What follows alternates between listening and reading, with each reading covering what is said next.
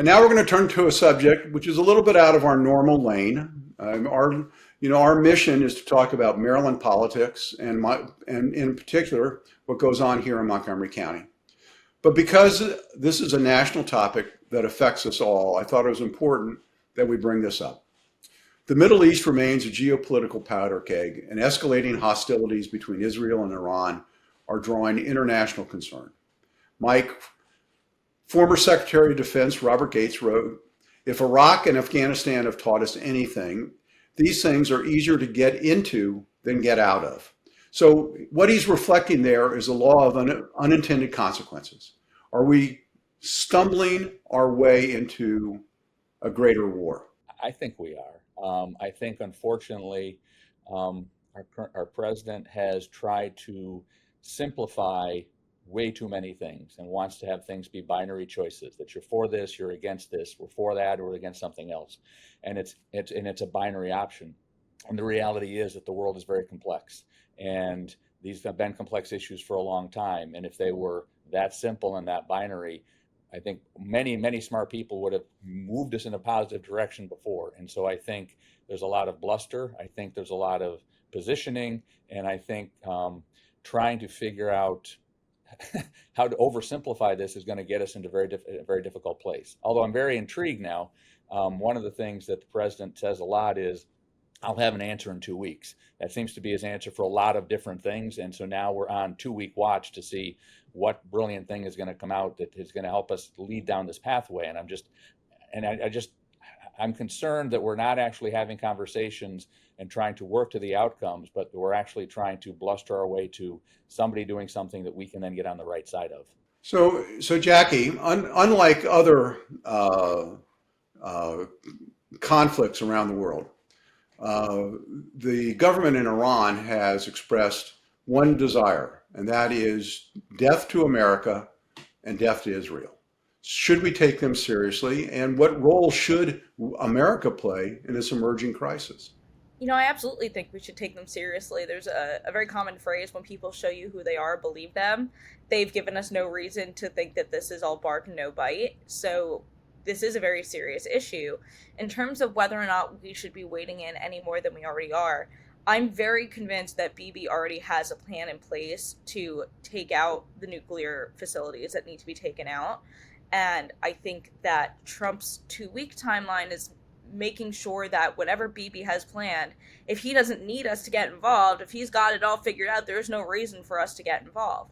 But I think that gives the timeline. I think Trump is really trying for the whole diplomacy angle. He keeps saying talks could restart. I don't think there's time for talks to restart. I think that's kind of come and gone.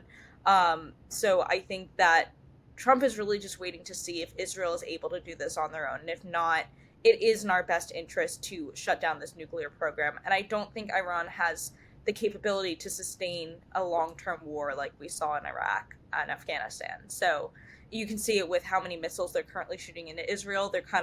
We've gone from hundreds a day to like maybe 10-ish. So I think that they're on the downslope here. Well, there's a possibility that this is a strategic pause by President Trump, that he's waiting to see how effective the Israeli response will be to defanging Iran's nuclear ambitions.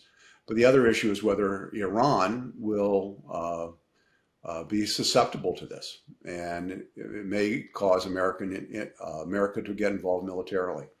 I know that we can't have the answer. I would hate to see what happened in Iraq, where we responded to faulty intelligence. The New York Times today, in a very interesting article, highlighted this very fact, that in Iraq we responded, and it had disastrous unintended consequences by creating a jihadi movement against America, and that we could see repercussions here in our own homeland. No, and I think we're seeing that now. I mean, just in the reports that the president is starting to ignore the advice of the national security community, and that his current Security Council director is not even participating in the daily conversations, and that he really has a very small inner circle that is advising him on this. I think is very troubling, especially given the fact that the security community has indicated that some of the assertions that he's making, there's nothing to back that up. And so I'm concerned what you articulated, Casey, and that we're trying to make assumptions that aren't there, and we're trying to ignore the people actually providing the data to help make a better decision. Well, as Jackie said, when your enemy is saying death to you, you have to take them seriously. It's not just maybe the intelligence community says, well, it's only going to be 2 years as opposed to next week, but don't you take them seriously, and at what point do you act?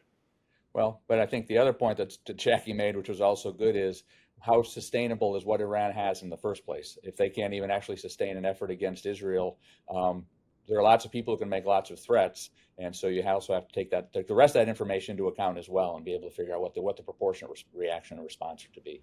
But Jackie, I'll let you have the last word. We got about a minute left. yeah, I would say that's, yes, true that we don't know how much they have left in terms of missiles, but you don't also want to give them the time to just sit and regroup and build more and possibly get closer to the nuclear weapon that they need to do the ultimate amount of destruction.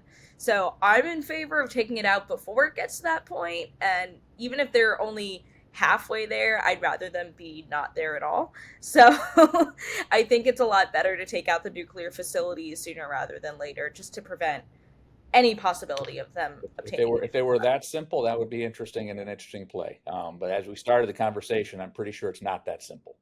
Well, I think we all recognize that it isn't that simple, and we just have to see what transpires over the next several weeks, and just pray for the best.